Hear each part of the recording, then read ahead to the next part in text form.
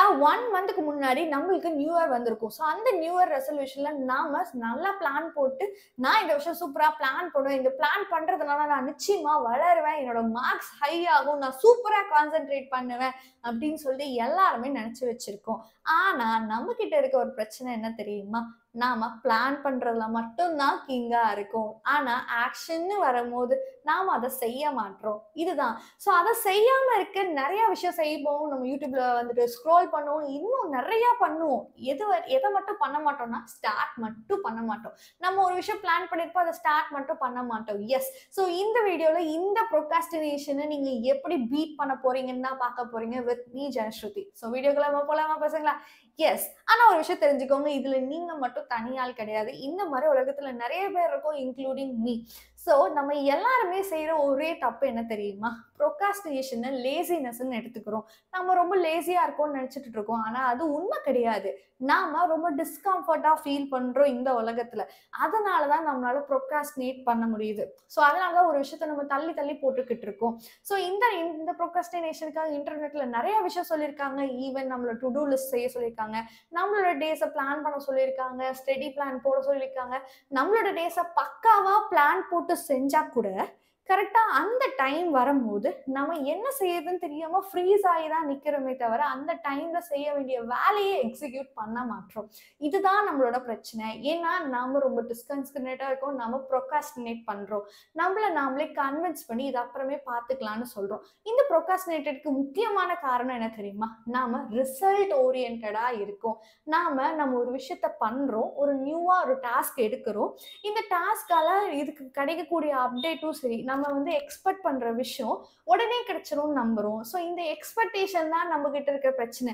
இந்த எக்ஸ்பெக்டேஷன் நமக்குள்ள ஒரு டிஸ்கம்ஃபர்ட்ட உருவாக்குது. இதனால தான் நம்மளால இந்த விஷயத்த கன்டினியூஸா வொர்க் பண்ண முடியாம, அப்புறம் பார்த்துக்கலாம்னு கன்வின்ஸ் பண்ணிக்கிறோம். நம்மள நாமளே டயர்ட் ஆயி இத வந்து ஸ்டாப் பண்றீங்க. இந்த வொர்க்லேருந்து அவாய்ட் ஆகி போறீங்க. ஏன்னா, இது நம்மளால செய்ய முடியல அப்படின்னு சொல்லிட்டு நம்மளுக்கு நாமளே கொஞ்சம் இன்ஃபீரியரா ஃபீல் பண்ணி, வேண்டாம்ப்பா இது எனக்கு வேணாம் அப்படின்னு சொல்லிட்டு கன்வின்ஸ் பண்றோம். இல்லன்னா நம்மள நாமளே சரி இது நாளைக்கு பார்த்துக்கலாம். நாளைக்கு இத நம்ம சூப்பரா செஞ்சுருவோம் அப்படின்னு சொல்லிட்டு நம்மள கன்வின்ஸ் பண்ணிக்கிட்டு இருக்கோம்.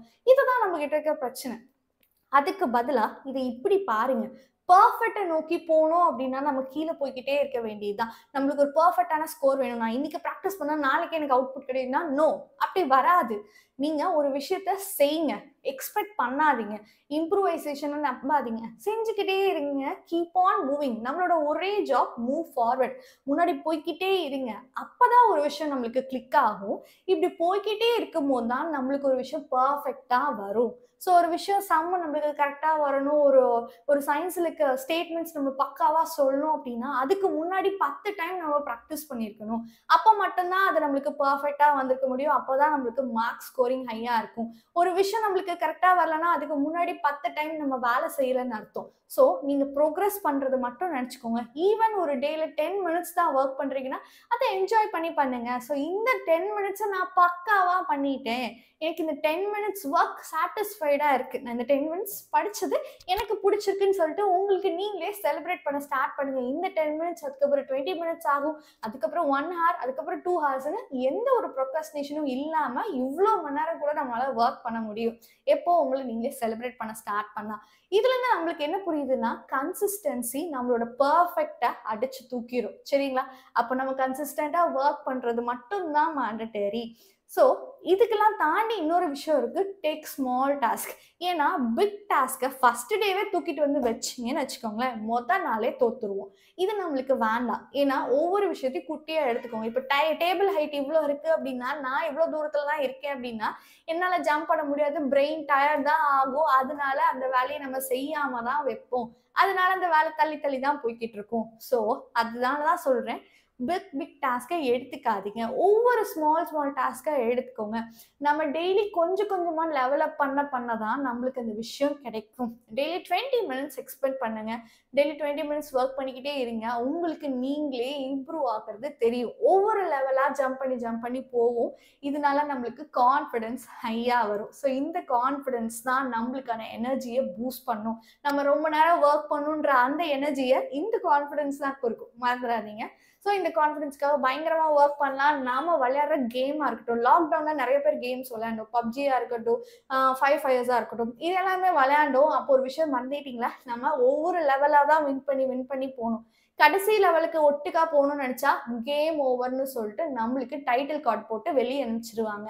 ஸோ ஒவ்வொரு லெவலா நீங்க போக ஸ்டார்ட் பண்ணுங்க. இந்த ப்ரொக்ராஸ்டினேஷன்ல இருந்து நாம வெளியே வரணும் அப்படின்னா ரெண்டே விஷயம் தான்.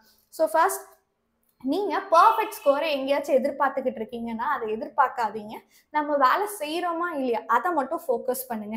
இதெல்லாம் தாண்டி எப்போ ஒரு விஷயம் வந்துட்டு நம்மளால செய்ய முடியலையோ அப்ப நீங்க உங்களுக்கு கேள்வி கேட்டுக்கணும். நம்ம ஒருவேளை பெரிய ப்ராப்ளம் எடுத்துட்டோமோ, இல்ல நம்ம ஏதாவது ரொம்ப டிஸ்ட்ராக்டடா இருக்குமா, மனசு சரியில்லாம இருக்குமான்னு உங்களை நீங்களே கேள்வி கேட்டுட்டு, ஏன் இந்த விஷயத்த என்னால இன்னைக்கு இப்ப செய்ய முடியல அப்படின்னு சொல்லிட்டு ஒரு கொஸ்டின் பேப்பர்ல எழுதி பாருங்க.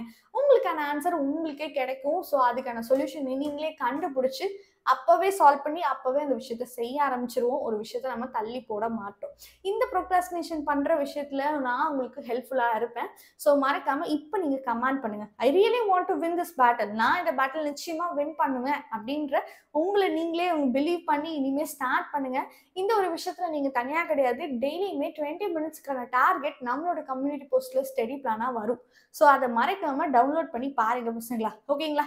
இது வரைக்கும் மிஸ் அவுட் பண்ண ஸ்டடி பிளானை ஃபர்ஸ்ட் கவர் பண்ணுங்க. அண்ட் இனிமேல் நம்மளோட மண்டேல இருந்து ஸ்டடி பிளான் பக்காவா வரும்.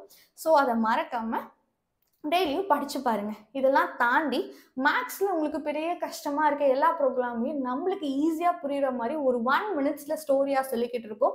ஸோ இது எல்லாமே நம்மளோட ஷார்ட்ஸ்ல வந்துட்டு இருக்கு. ஸோ இதையும் மறக்காம அப்ரிஷியேட் பண்ணுங்க.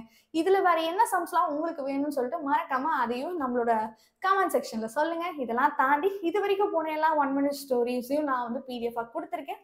அதை மறக்காம டவுன்லோட் பண்ணிக்கோங்க. இன்னும் நம்மளோட வாட்ஸ்அப் குழுல ஜாயின் பண்ணலையா, அதோட லிங்க் டிஸ்கிரிப்ஷன் பாக்ஸ்ல அவைலபிளா இருக்கு. ஸோ மறக்காம டவுன்லோட் பண்ணி ஜாயின் பண்ணிக்கோங்க. ஸோ பை பை பசங்களா, catch you later.